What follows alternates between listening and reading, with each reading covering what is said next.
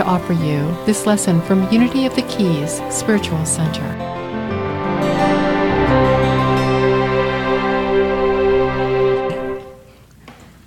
Thank you, amazing vocalists. In the last 50 years, we've learned a great deal about the historical Jesus, the person that lived, that breathed, that interacted with people as a Middle Eastern Jew. Through archaeological digs that unearthed a Galilean settlement, the tomb of the high priest Caiaphas, and the discovery of the bones of James, the brother of Jesus, recently gave us even more physical evidence and DNA-tested evidence to prove that what we call Palm Sunday actually occurred. The Bible is a metaphor for spiritual life, and paradoxically, some things actually happened. The events we celebrate today on Palm Sunday probably didn't occur on Sunday, but the courageous acts that Jesus Christ performed on that day were so shocking that they were recorded in all four Gospels, and also in many of the hidden Gospels that have been unearthed in Egypt, like the Dead Sea Scrolls and the Jesus Sutras in China, and remnants of the Gospels of Thomas and the Gospels of Mary and the Gospels of Judas that have been unearthed in various places throughout the world. Millions of people throughout the last 2,000 years have venerated the name of Jesus. His name has been used and abused and misused by those who say they are his followers. Some people use the Bible like a drunk uses a lampstand for support, not illumination. So Bible study can be very tricky. It can be confusing and beguiling. A Bible in the hand of a fanatic can be a detriment to spiritual development. And it can, and it has, been used to abuse, enslave, and kill people. So it's important to ask as adults, no matter what we have been taught to think, what did Jesus teach?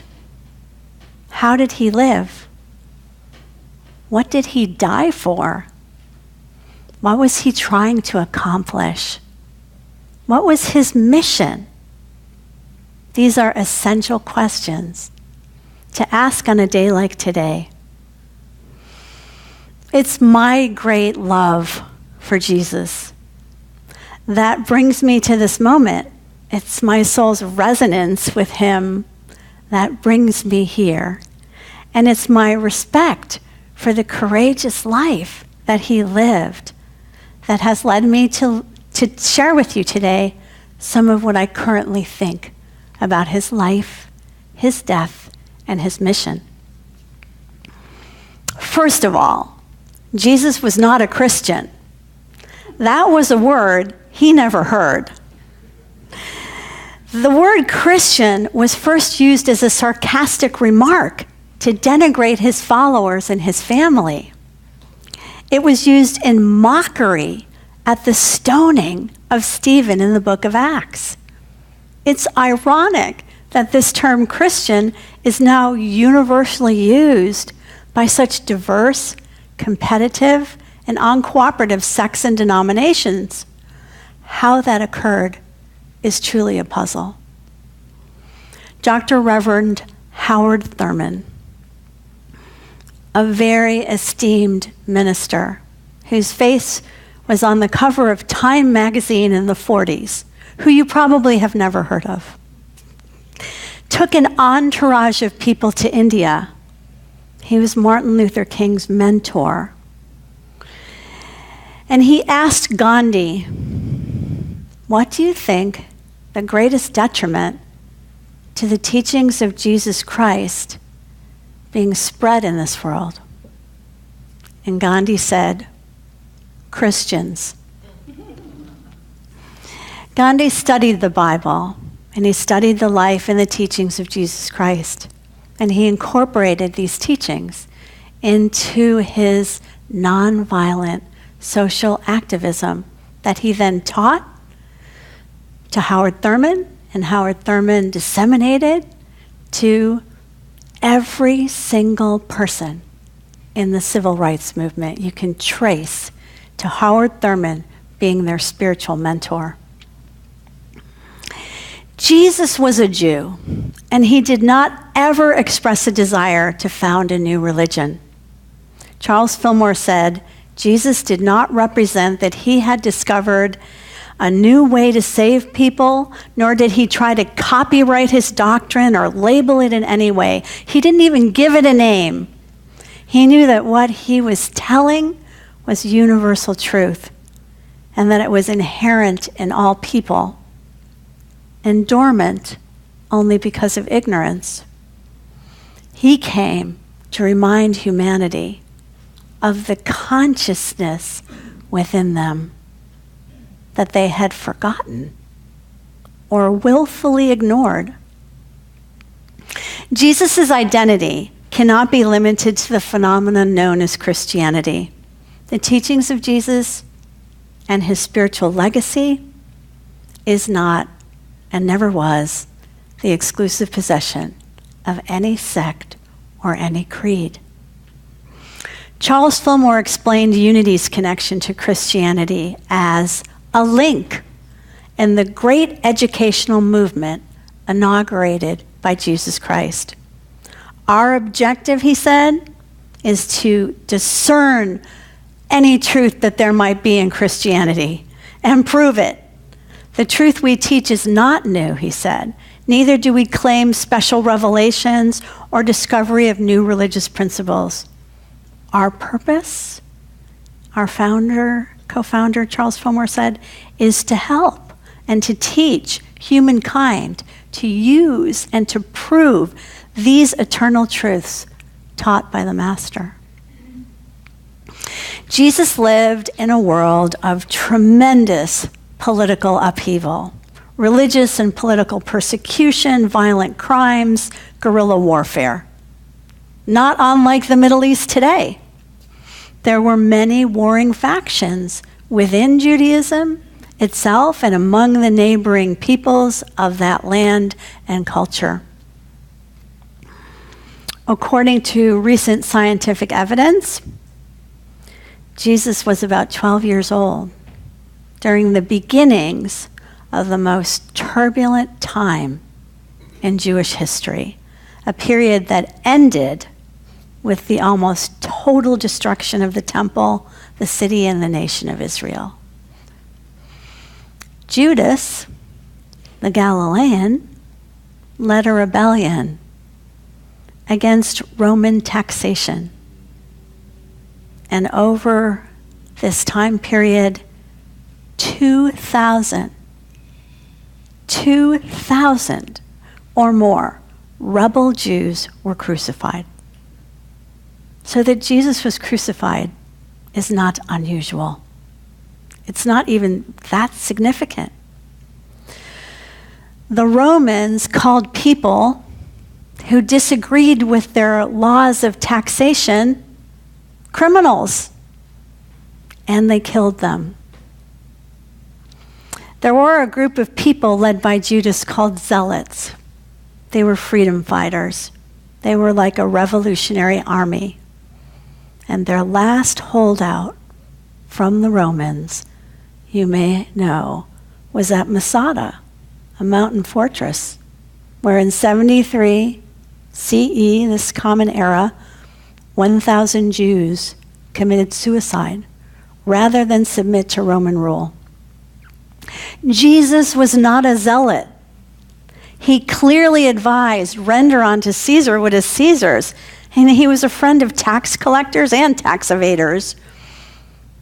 He dined with these people who were commonly known as swindlers or lower class folks. He was with them anyway. He left no one out of his circle of love.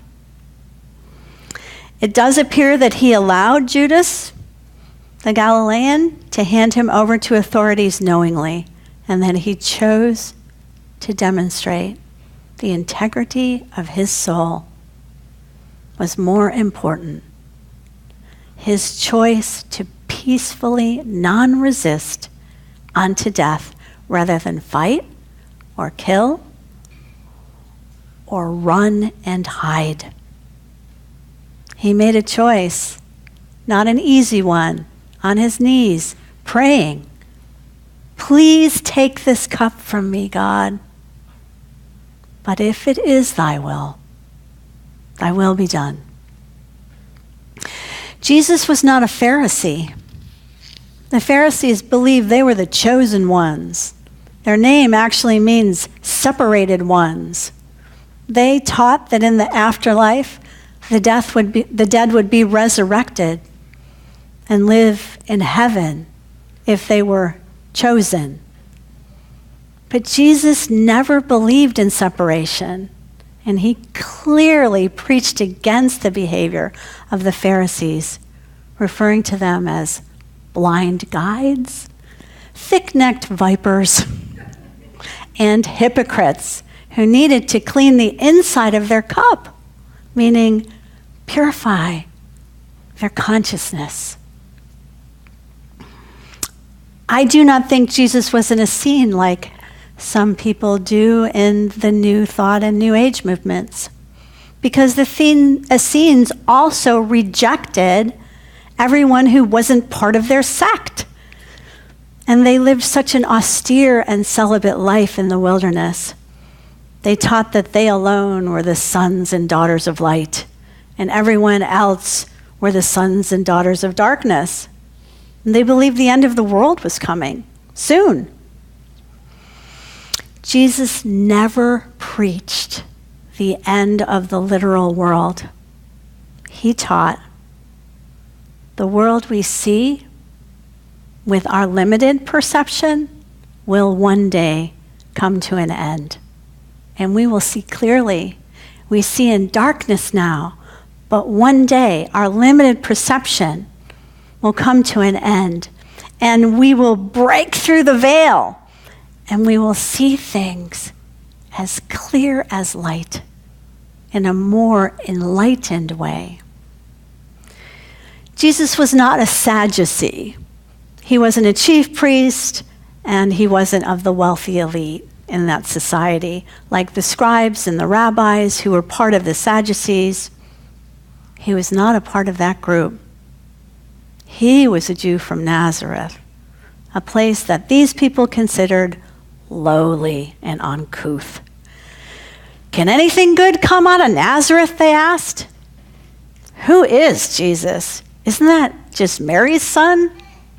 They muttered these questions, perplexed and bewildered by his teaching with authority in the temple at 12.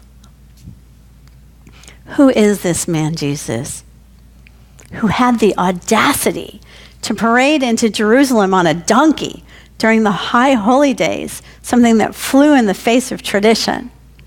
To this day, there is a festival in India called the Kumbh Mela that is happening right now. And it is a similar tradition to the one that Jesus went into Jerusalem to celebrate with. And in this tradition, the teachers parade in on stallions.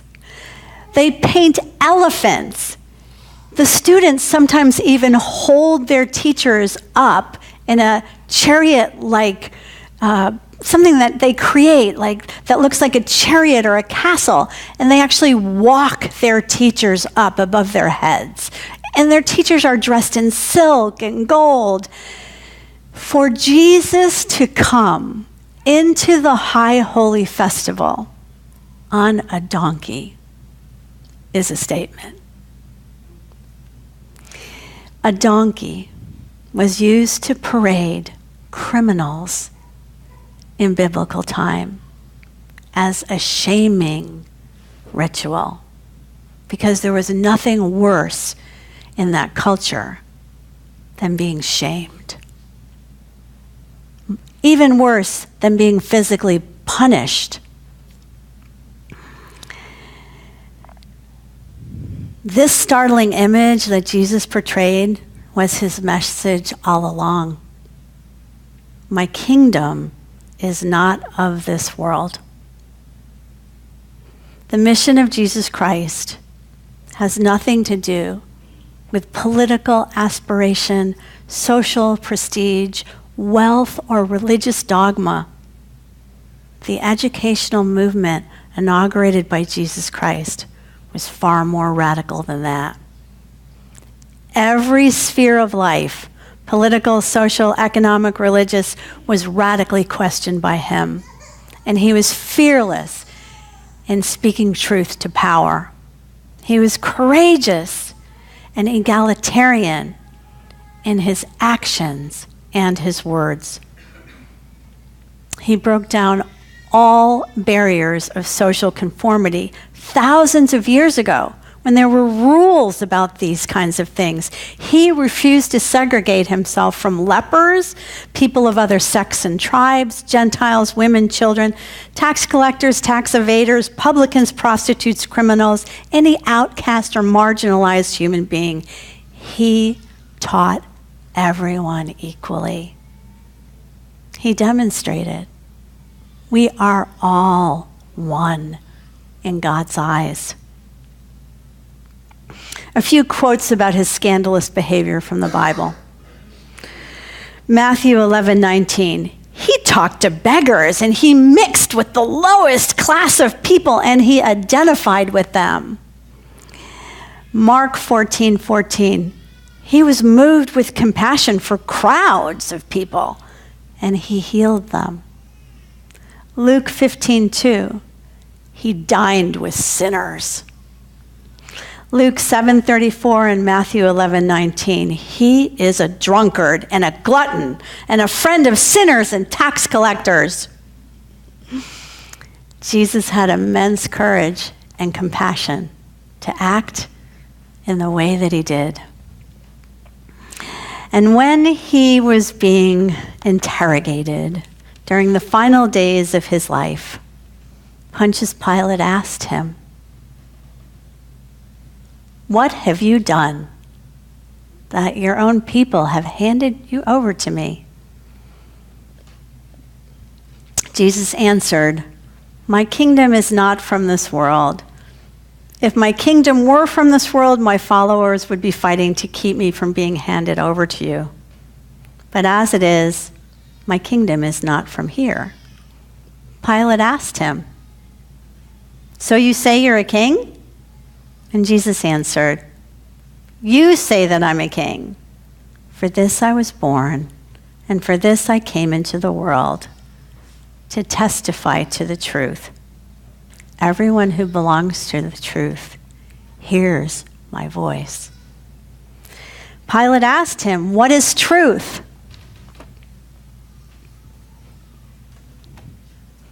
What do you think he said? Nothing.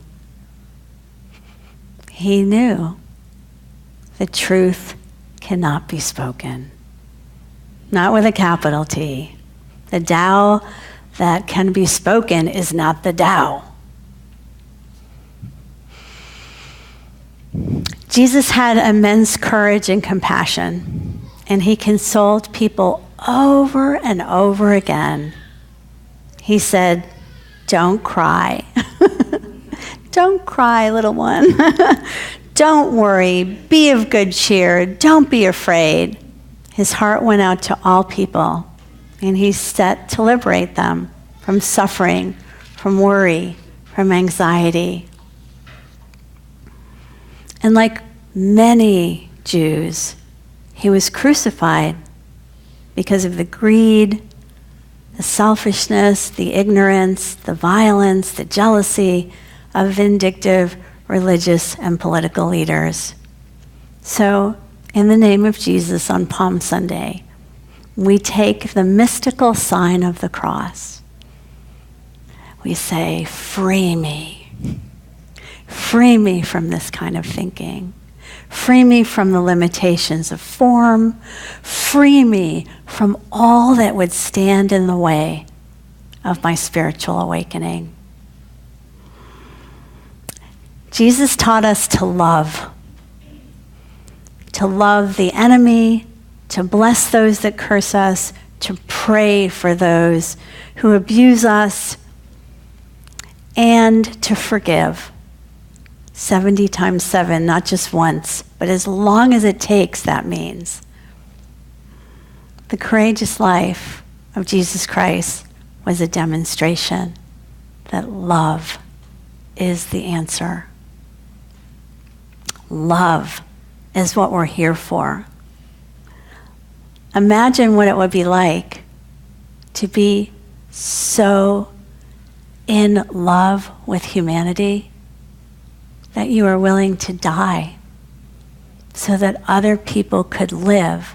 Literally, if Jesus had called people to a rebellion, how many thousands more would have died? And would we be talking about him today?